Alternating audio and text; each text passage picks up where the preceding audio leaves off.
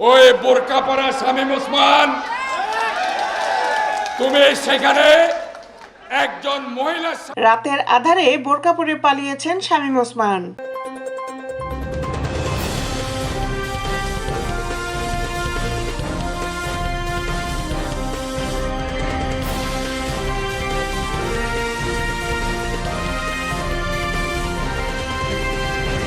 শামীম ওসমান রাতের আধারে কাপুরুষের মতো বোরকা পরে পালিয়ে গেছে বলে মন্তব্য করেছেন নারায়ণগঞ্জ জেলার বিএনপি সভাপতি মোহাম্মদ গিয়াসউদ্দিন। শুক্রবার 27 সেপ্টেম্বর বিকালে সিদ্ধিরগঞ্জের মিজমিজি বাতানপাড়া এলাকায় এক জনসভায় তিনি এই মন্তব্য করেন।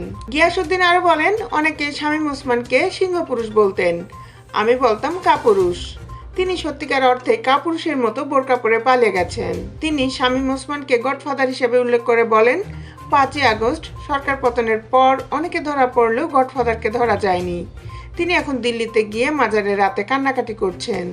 তিনি পালিয়ে গেছেন। তিনি আরো বলেন, দাম্ভিকতার পতন হয়েছে। বিগত দিনে এই গডফাদারের সঙ্গে মানুষ দেখা করতে পারেনি, বাড়িতে গেলে তাড়িয়ে দিতেন। বিএনপিকে মাটিতে মিশিয়ে দেবে বলে দাম্ভিকতা দেখাতেন। শত শত কোটি টাকার মালিক হয়েছে।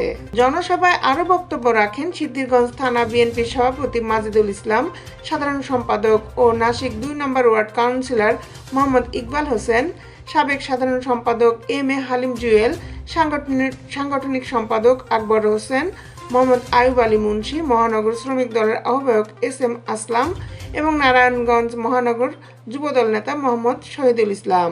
দেশের আপডেট নিউজ পেতে আমাদের সাথেই থাকুন।